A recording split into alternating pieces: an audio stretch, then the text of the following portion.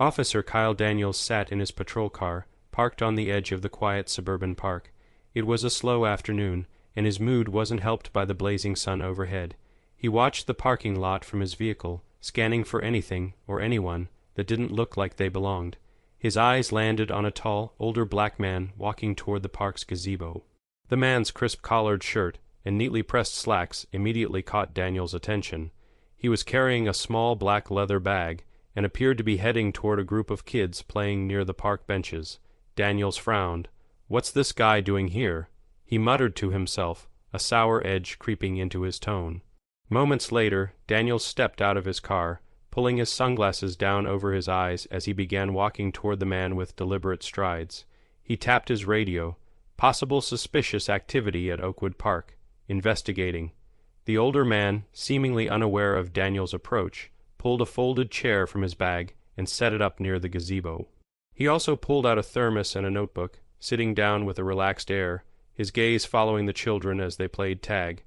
Daniels was already brimming with assumptions. He's probably casing the area, trying to scout out a victim or something, he thought, his grip tightening on the belt around his waist. "Excuse me, sir," Daniels called out sharply, his voice cutting through the quiet chatter of the park. "Mind telling me what you're doing here?" The man looked up slowly, his expression calm but curious. "Enjoying the park, officer," he replied. His voice was steady, with the kind of tone that carried experience and patience. Daniels didn't like that response. Something about the man's calm demeanor irritated him. "Got some ID on you?" Daniels asked, his tone taking on an edge of authority. The man raised an eyebrow.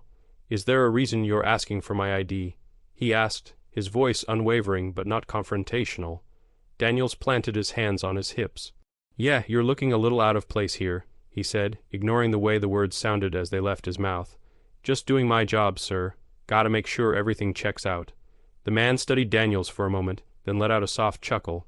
"Out of place, huh?" he said, shaking his head. "All right, officer. I'll humor you." He reached into his pocket, slowly pulling out his wallet, but Daniels' hand instinctively went to his holster. Slowly, Daniels barked. The man froze, his hand still holding the wallet. "You're jumpy," he observed calmly, raising his hands slightly to show he was no threat. Daniels' jaw tightened. "Just doing my job," he repeated, though his voice sounded more defensive this time. As the man handed over his ID, Daniels snatched it and scanned the card, looking for anything he could latch onto. But the name on the ID stopped him cold. Jerome Carter, retired police lieutenant. Daniels blinked, glancing between the ID and the man standing before him. Carter's calm expression hadn't wavered. "Everything check out, officer?" Carter asked, a faint edge of challenge creeping into his otherwise polite tone. Daniels didn't answer right away. He was already thinking of a way to salvage his pride, refusing to admit he might have overstepped. But Carter wasn't done. "Now that you've seen my ID," Carter continued, his voice steady and firm, "maybe you can explain why you felt I was out of place in a public park." The question hung in the air like a challenge, and for the first time, Daniels felt a flicker of unease. Daniels cleared his throat, attempting to mask his discomfort with a forced show of confidence. He handed the ID back to Carter, though his hand lingered as if reluctant to let go. "Well, Mr. Carter," he said, deliberately omitting the man's title, "I'm just keeping an eye out for anything unusual.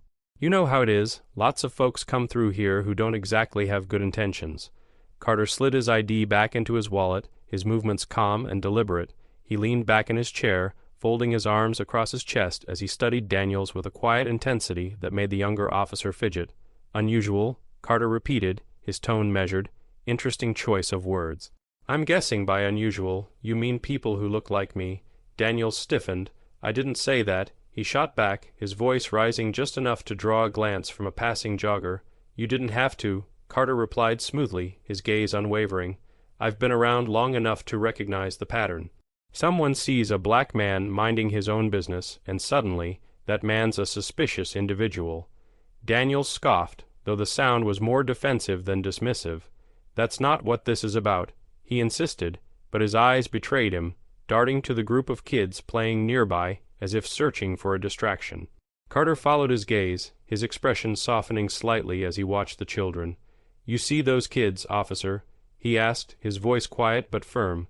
Daniels frowned, unsure where this was going. "Yeah, what about them?"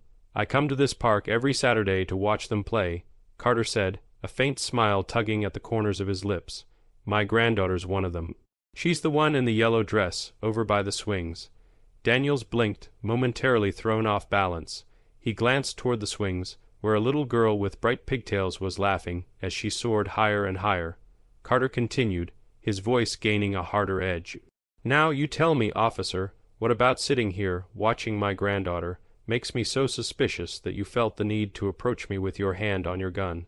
Daniels opened his mouth to respond, but found he had no good answer. Instead, he fell back on his usual excuse. "Like I said, I'm just doing my job. Making sure everything's safe." "Safe for who?" Carter shot back, his calm demeanor finally giving way to a sharper tone. "Because I don't feel particularly safe right now, with you profiling me for no reason." Daniel's jaw tightened. "Look, I'm not profiling anyone," he snapped, though his voice lacked conviction. Carter tilted his head slightly, his eyes narrowing. "Aren't you?" he asked pointedly. "Because if I looked a little more like you, we wouldn't be having this conversation, would we?" The question hung in the air, heavy and damning. Daniels felt his face flush, a mix of anger and embarrassment boiling in his chest. He wanted to argue, to defend himself, but deep down, he knew Carter was right. Before he could come up with a retort, Carter leaned forward, his expression hardening. "You know what's funny, officer? I've been in law enforcement longer than you've probably been alive. I've dealt with all kinds of situations, hostage negotiations, gang violence, even riots. And through it all, I've seen officers like you. Officers who think their badge gives them the right to treat people like suspects just because of the color of their skin." Daniel's mouth opened, but no words came out. Carter didn't wait for him to respond. "You're not the first, and unfortunately, you won't be the last," Carter said, his voice heavy with experience.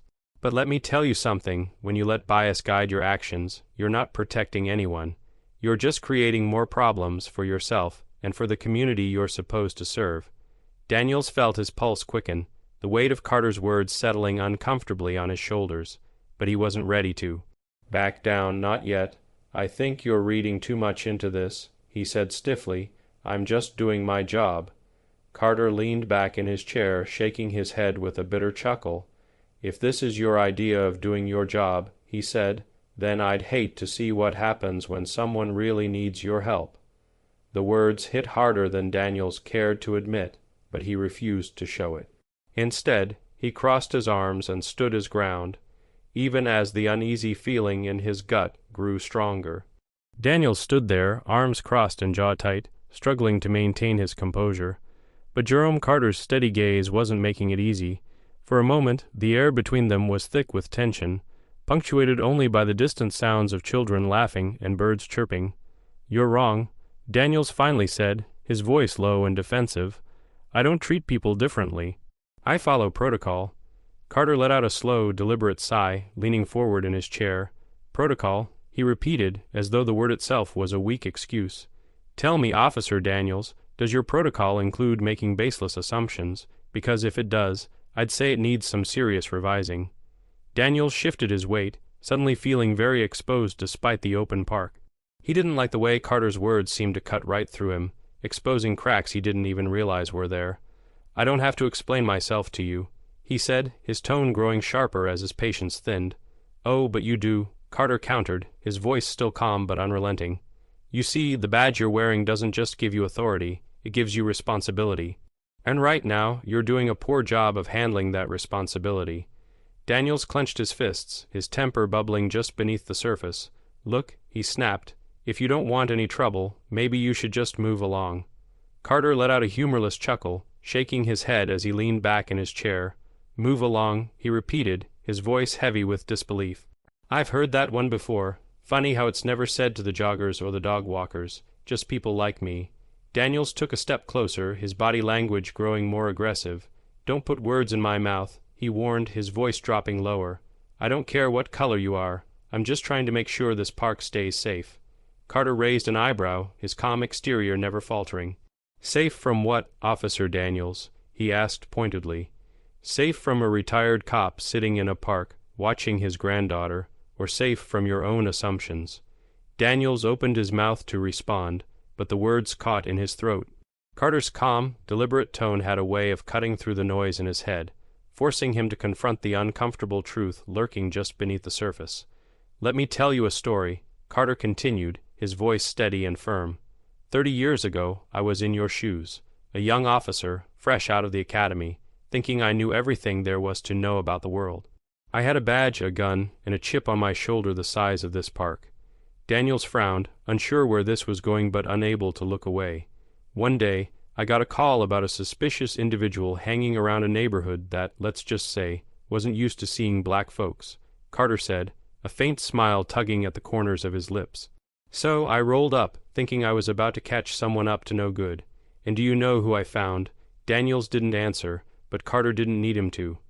"I found a man standing on his front porch, holding a clipboard," Carter said, his voice growing quieter. "Turns out he was a census worker, just doing his job, but I didn't see that right away. All I saw was a black man in a neighborhood where, in my mind, he didn't belong."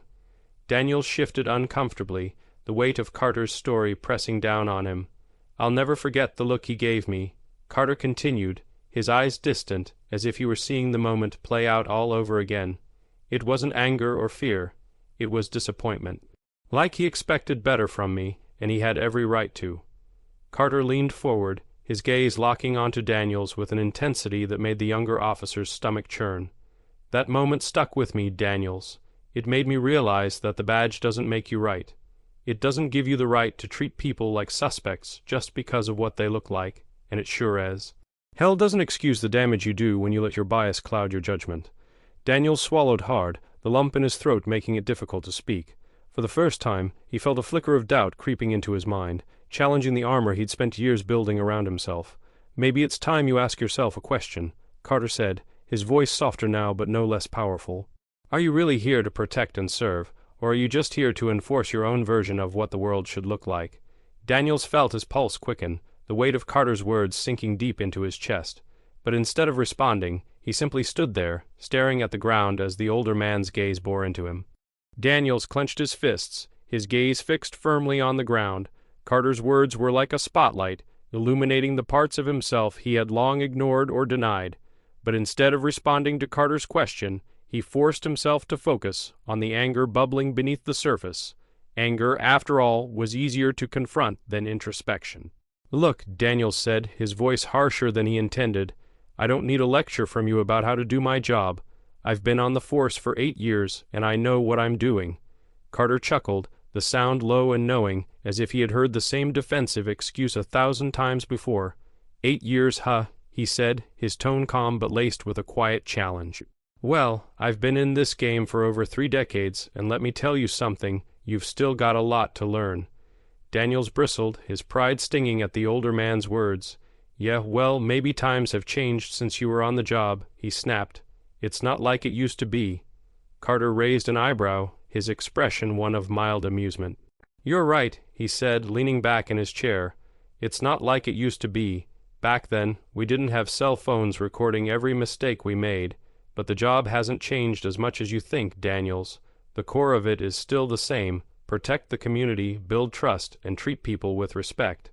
Daniels crossed his arms over his chest, his jaw tightening. "Respect goes both ways," he muttered, though the words lacked conviction. "And yet, here we are," Carter said, his voice growing sharper. "I haven't raised my voice, made a threat, or done anything to earn your suspicion, but you still felt the need to approach me like I was some kind of threat. So, tell me, officer, where's the respect in that?" Daniels opened his mouth to respond but found that he had no answer. Instead, he shifted his weight from one foot to the other, the silence between them growing heavier by the second. "I'll let you in on a little secret," Carter said, his voice dropping to a low, almost conspiratorial tone. "I've worked with officers just like you, young, eager, full of pride, and too stubborn to admit when they're wrong. And do you know where most of them ended up?" Daniels glanced up, unable to hide the flicker of curiosity in his eyes. Burned out, bitter, and broken, Carter continued, his gaze steady and unflinching. "Because they spent so much time trying to prove they were right that they forgot why they put on the badge in the first place." Daniels felt his stomach twist, the truth of Carter's words hitting closer to home than he cared to admit. But instead of acknowledging the uncomfortable truth, he lashed out. "Look, I don't need your life story," he said, his voice rising in frustration. "You don't know me, and you don't know what I've been through." Carter's expression hardened, the warmth in his eyes replaced by a steely resolve. "You're right, I don't know you," he said, his voice cold and firm. "But I know enough to see that you're heading down a dangerous path. And if you don't course correct, you're going to do more harm than good, not just to others, but to yourself." Daniels flinched at the harshness of Carter's words, but he refused to let them sink in. Instead, he doubled down, his voice dripping with sarcasm. "Thanks for the advice, old man," he said, his lips curling into a sneer. "But I think I'll figure this out on my own." Carter shook his head, his expression a mixture of disappointment and pity. "I hope you do, Daniels," he said quietly, "because if you don't, it won't just be your career on the line, it'll be your integrity, your reputation, and your soul." The weight of Carter's words hung in the air, suffocating and inescapable. For a brief moment, Daniels felt the urge to walk away, to leave the conversation and the uncomfortable truths it unearthed behind. But something, pride, anger, or perhaps the faintest flicker of self-doubt, kept him rooted in place, and then, as if on cue, a voice called out from across the park, "Grandpa." Daniels and Carter both turned to see a little girl in a bright yellow dress running toward them, her pigtails bouncing with every step. She was grinning from ear to ear, her excitement infectious. "Hey, there she is," Carter said, his expression softening as he rose to his feet. He opened his arms, catching the girl in a warm hug as she barreled into him. Daniels watched the interaction, his anger and frustration momentarily replaced by a flicker of something he couldn't quite identify, shame, perhaps, or regret. As Carter straightened, holding his granddaughter's hand, he turned back to Daniels. "This is the part of the job that matters, Daniels," he said, his voice steady but gentle. "The people, the families, the lives we're supposed to protect, not tear down." Daniels looked away, unable to meet Carter's gaze. For the first time, he felt the full weight of his actions, the cracks in his armor widening with every passing second. Daniels stood frozen, his hands resting on his utility belt, his gaze lingering on the little girl as she laughed and tugged at Carter's hand. For a moment, the scene before him stripped away the layers of defensiveness he'd wrapped himself in. He didn't see Carter as a potential threat or someone to challenge. He saw a grandfather doting on his granddaughter, a simple human moment he couldn't deny.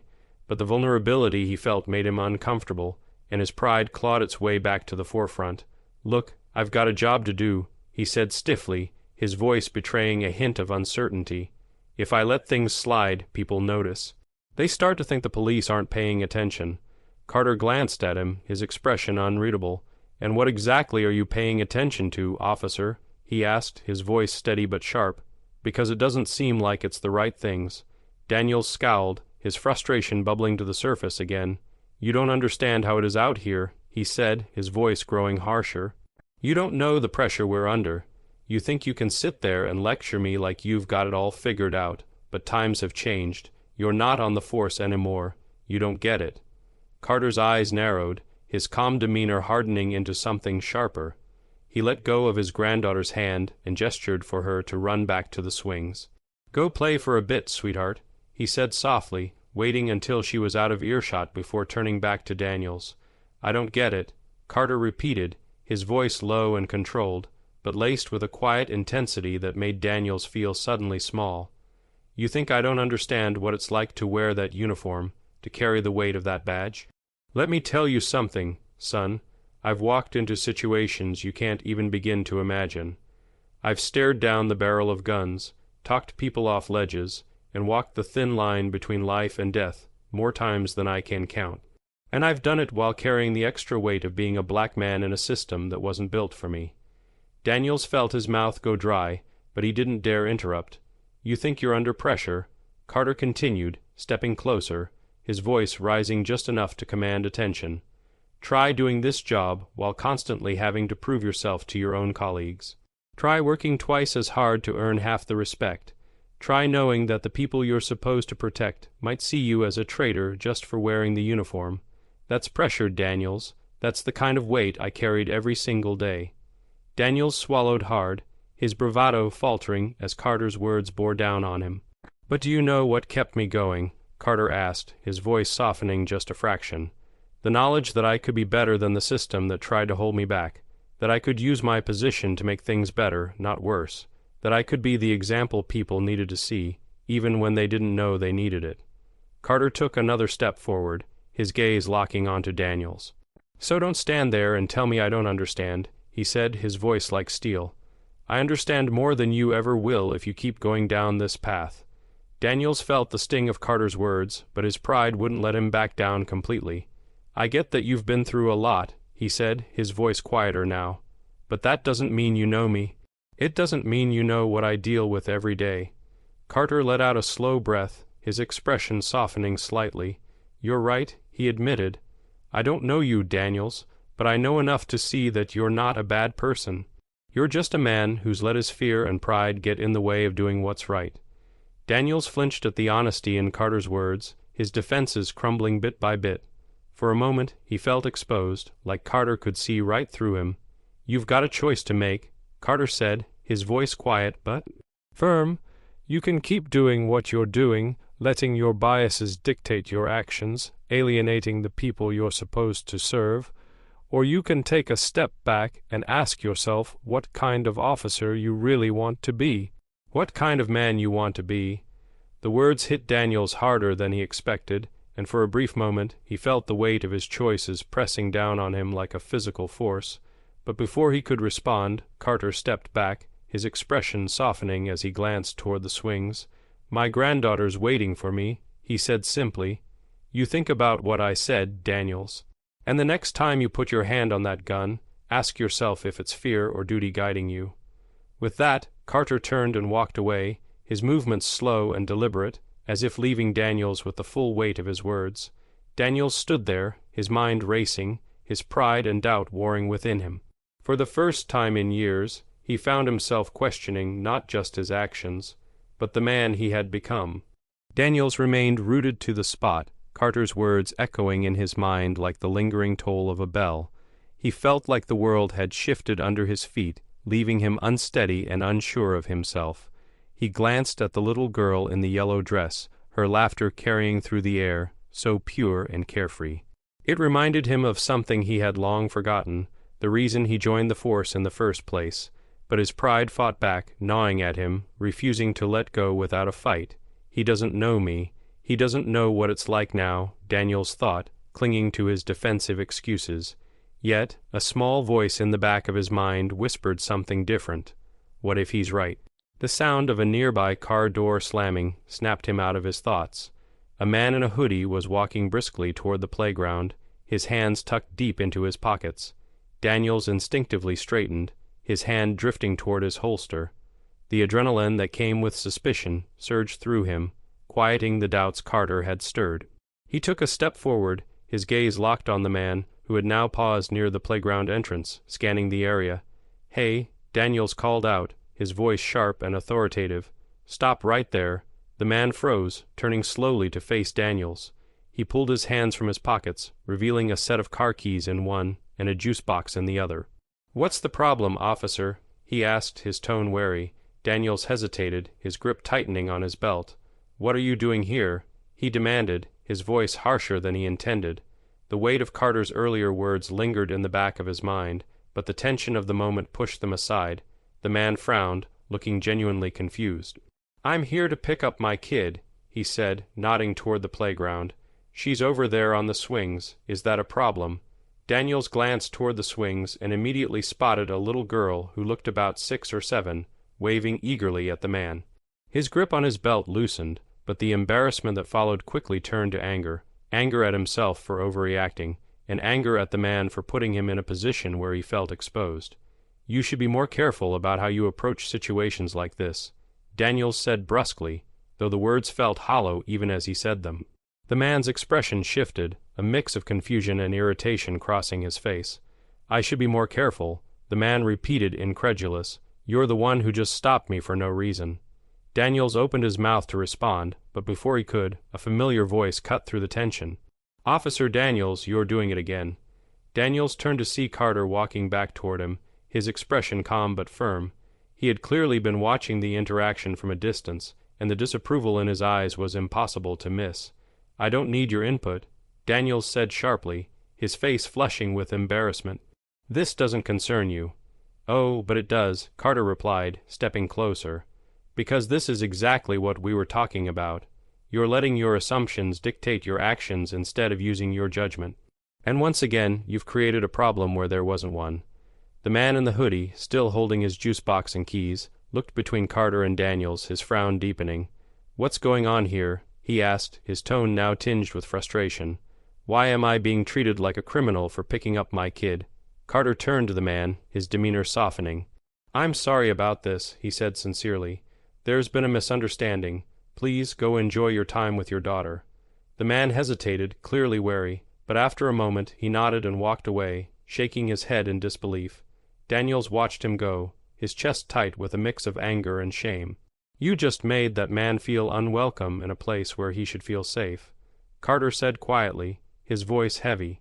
With disappointment, and for what, because he didn't look like what you expected, Daniels spun around, his frustration finally boiling over. "You don't understand the kind of pressure I'm under," he snapped. "Every day I have to make split-second decisions. I don't have time to second-guess myself. And how many of those split-second decisions are based on fear instead of facts?" Carter shot back, his voice rising for the first time. "How many times have you let your bias cloud your judgment, Daniel? Because I can promise you this won't be the last time you're called out for it." Daniels opened his mouth to argue but found himself at a loss for words. The anger that had been driving him began to ebb, leaving behind a hollow ache he couldn't ignore. Carter stepped closer, his voice softening. "You're not a bad person, Daniels," he said, "but you've let the worst parts of this job get to you.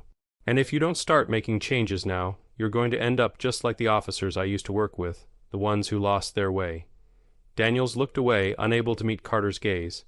He felt the weight of his own actions pressing down on him, heavier than his badge or his gun.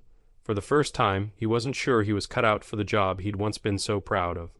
Daniels stood in silence, his shoulders tense, and his mind racing. The sting of Carter's words was undeniable, but what made it worse was the truth they carried. He had been so focused on asserting his authority, on controlling every situation, that he had lost sight of why he wore the badge in the first place.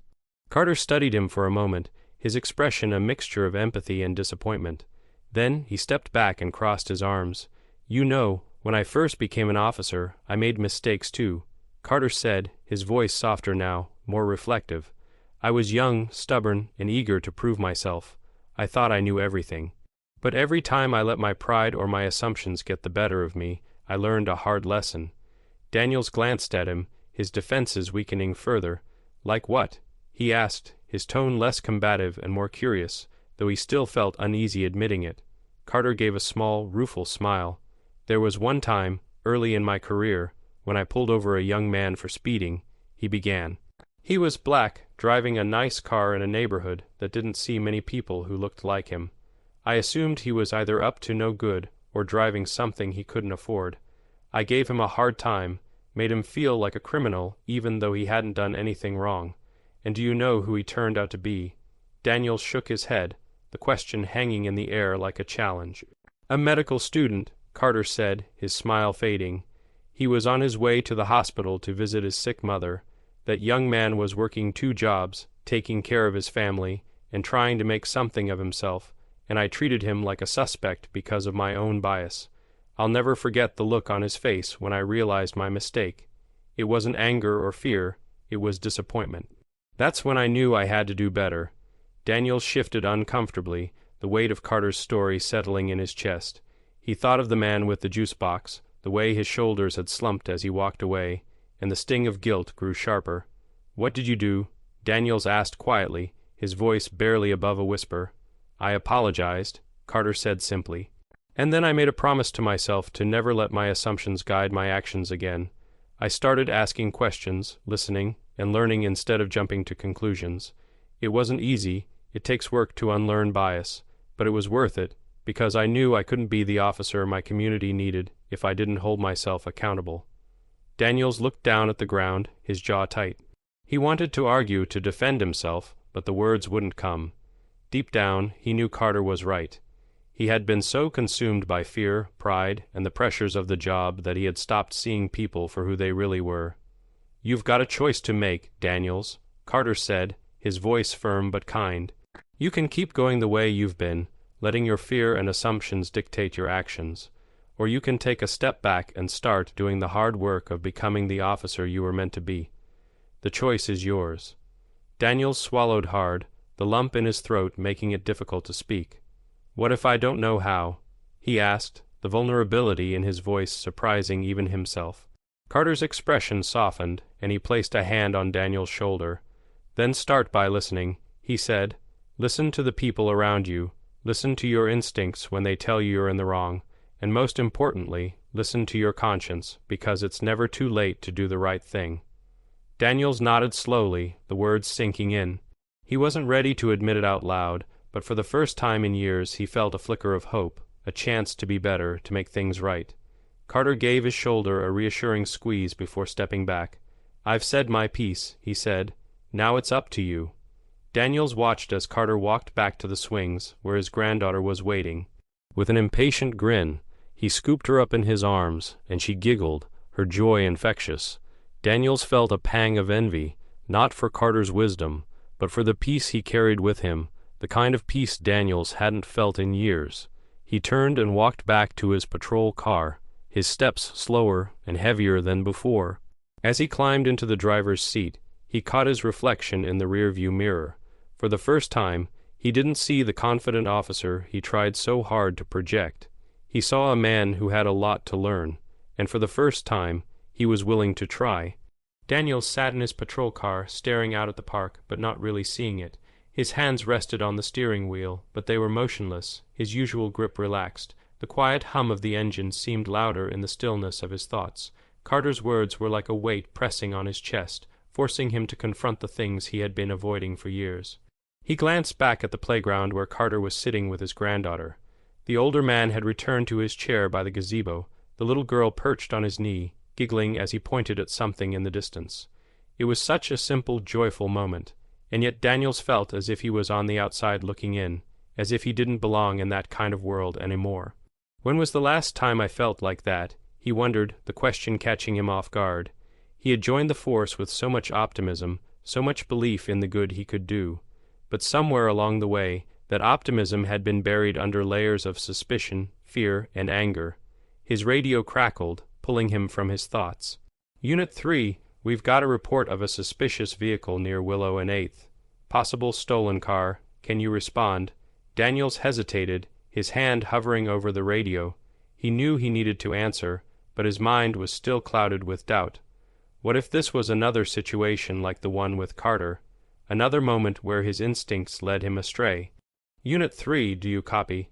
The dispatcher repeated, her tone more urgent. Daniels sighed and picked up the receiver.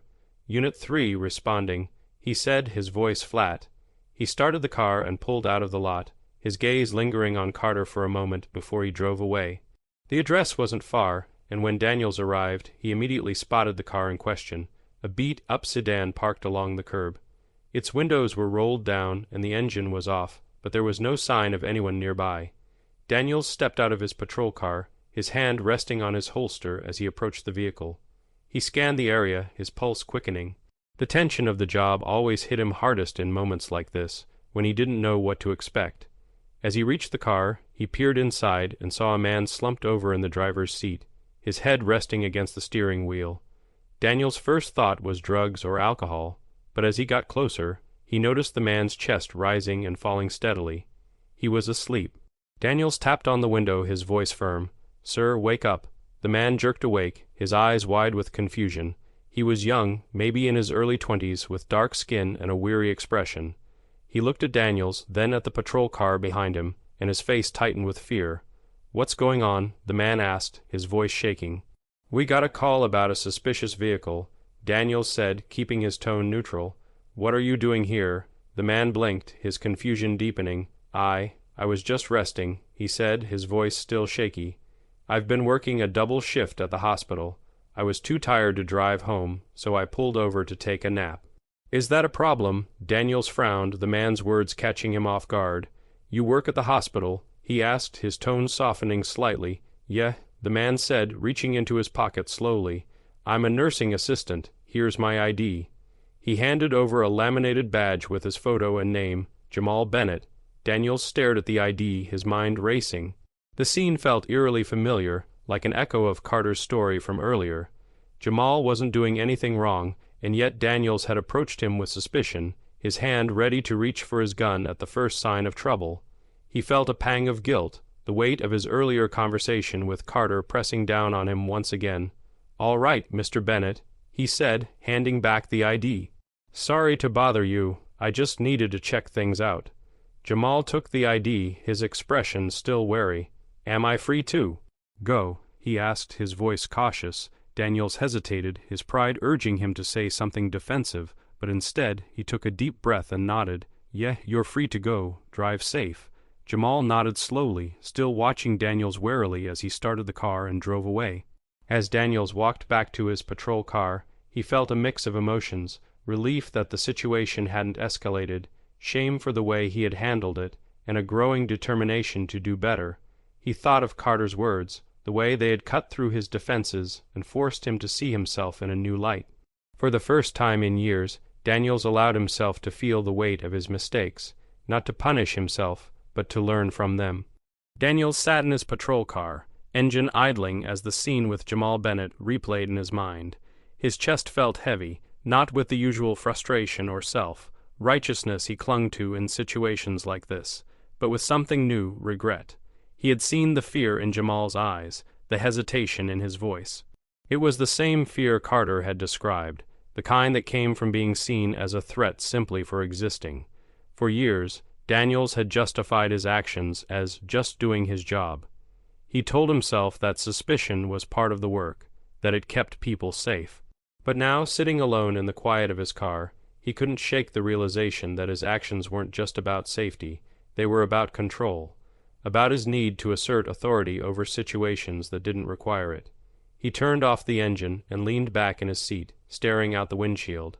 The sun was beginning to set, casting long shadows across the quiet street. Daniels thought of Carter, the quiet strength in his voice, the way he had laid out the hard truth without malice, but with an unflinching honesty that had cut deeper than any insult could. Carter had held up a mirror, and Daniels didn't like the reflection staring back at him. The radio crackled again, breaking the silence. "Unit 3, report to station for end of shift debrief," the dispatcher said. Daniels sighed and picked up the receiver. "Copy," he replied, his voice flat. He started the engine and headed back to the station, the familiar streets blurring into a haze as his thoughts churned.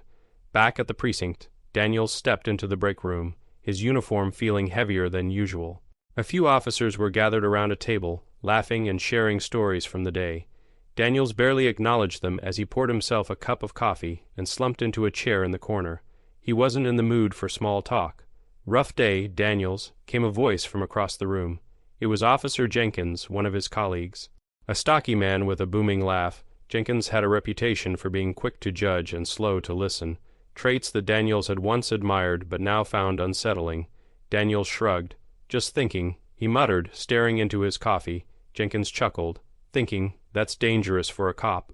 Just stick to what you know, good guys, bad guys, and keeping the peace." Daniels frowned, the comment striking a nerve. He thought of Carter's words, the way they had challenged him to see beyond the simplistic view of the world he had clung to for so long. "It's not that simple," he said quietly, more to himself than to Jenkins. "What's not simple?" Jenkins asked, his tone light but curious. Daniels hesitated, unsure how much to share. Finally, he set down his coffee and looked up. "Have you ever stopped to think about why we approach some people the way we do? Why we assume the worst before we even know the full story?" Jenkins raised an eyebrow, clearly taken aback. "What are you talking about?" "I mean, like earlier today," Daniels said, his voice gaining strength as he spoke. "I pulled over a guy who was just resting in his car after a long shift. He wasn't doing anything wrong, but I treated him like a suspect. Why? Because of how he looked, because of where he was parked. That's not keeping the peace, that's creating problems." The room grew quiet as the other officers turned to listen. Jenkins leaned back in his chair, his expression skeptical. "You're overthinking it, Daniels," he said with a dismissive wave. "Sometimes you just gotta trust your gut. If something feels off, you act on it. That's the job." Daniels shook his head, his frustration bubbling to the surface. "No, that's not the job. The job is to protect and serve, to build trust, not to make people feel like they don't belong. When did we stop seeing people as people and start seeing them as problems to be managed?" Jenkins opened his mouth to respond, but another voice cut him off. "He's got a point." Daniels turned to see Captain Harper standing in the doorway, her arms crossed and her expression thoughtful. The room fell silent as the captain stepped inside, her gaze sweeping over the gathered officers. "Daniels isn't wrong," Harper said, her voice calm but firm. "We've all been guilty of letting our assumptions guide our actions. And when we do that, we lose sight of why we wear the badge in the first place." Jenkins shifted uncomfortably in his seat, but he didn't argue. Harper turned her attention to Daniels, her expression softening. "What happened today, Daniels?" Daniels took a deep breath and recounted the events of the day, his encounter with Carter, the incident with Jamal, and the words that had shaken him to his core. As he spoke, the tension in the room seemed to shift, the weight of his honesty settling over the gathered officers. When he finished, Harper nodded slowly. "It takes courage to admit when you're wrong," she said, "and it takes even more courage to make changes. You're on the right path, Daniels. Don't stop now." Daniels felt a flicker of relief, but it was tempered by the knowledge that the real work was just beginning. As Harper left the room, the other officers exchanged glances, their expressions a mix of curiosity and unease. Jenkins muttered something under his breath and got up to leave, but Daniels didn't care. For the first time, he felt like he was doing something right. He took a sip of his coffee, the bitterness grounding him in the moment. He still had a long way to go, but for the first time in years, he felt like he was moving in the right direction. Daniels stepped out of the precinct later that evening, the cool night air brushing against his face. The city had quieted down, the hum of traffic and distant chatter replaced by the occasional bark of a dog or the rustling of leaves. He took a deep breath, his mind still turning over everything that had happened that day. The memory of Carter's calm but piercing words lingered in his mind, a constant reminder of the cracks in the foundation of his beliefs. Daniels knew he couldn't ignore those words anymore, not if he wanted to be better, to do better. He couldn't continue to hide behind excuses or let his pride shield him from accountability. His footsteps echoed softly as he made his way to his patrol car. Before getting in, he glanced up at the sky, the stars scattered like pinpricks of light against the vast darkness. He hadn't noticed the stars in years. Maybe it was because he hadn't been looking, too caught up in the grind of his work to stop and reflect. As he climbed into the driver's seat, his radio crackled again. It was a routine call, an abandoned vehicle on the side of the road. Nothing urgent, nothing dangerous, but as he drove to the scene, Daniels found himself thinking about how he would approach it. For the first time, he felt a conscious need to slow down, to observe before acting, to see the person before the situation. The vehicle in question was an old truck, its hood propped up and steam still rising from the engine. A man was crouched by the front tire, a flashlight in one hand and a wrench in the other. He looked up as Daniels pulled over, his expression guarded but not hostile. Daniels stepped out of his car, leaving his hand nowhere near his holster. "Need some help?" he asked, keeping his tone neutral but friendly. The man stood, brushing dirt off his jeans. "Yeah, thanks," he said, his voice cautious. "Radiator overheated. I've got it mostly under control, but I'd appreciate some extra light." Daniels nodded, grabbing his flashlight from the car and holding it steady as the man worked. They exchanged a few words, nothing deep, just talk about cars and the unreliability of old engines. But as the minutes passed, Daniels felt a small sense of satisfaction. There was no tension, no suspicion, no assumptions, just two people navigating an ordinary situation. When the man finally got the truck running again, he turned to Daniels with a small smile. "Thanks, officer," he said. "Not everyone would have stopped to help."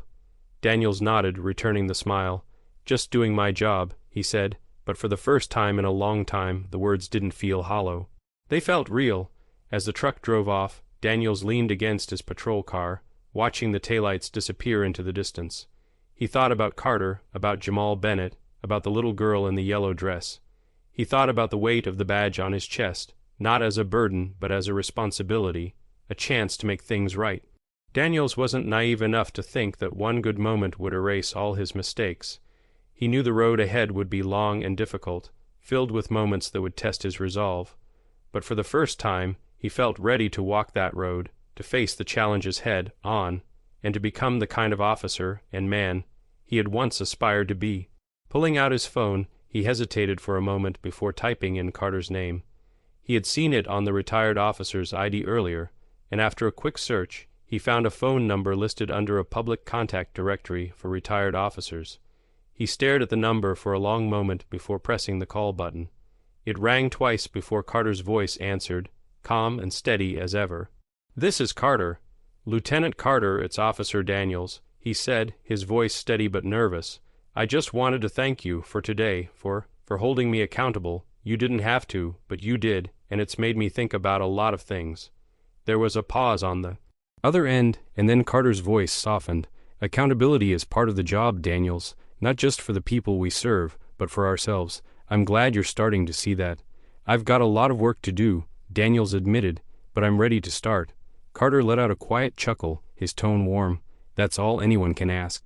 Just remember, it's not about being perfect, it's about being better than you were yesterday." "Thank you," Daniels said again, his voice filled with sincerity, "for everything." They ended the call, and Daniels sat in the quiet of his patrol car, feeling something he hadn't felt in a long time, hope. As he turned the key in the ignition and drove off into the night, he carried that hope with him, a small but growing light in the darkness. The end.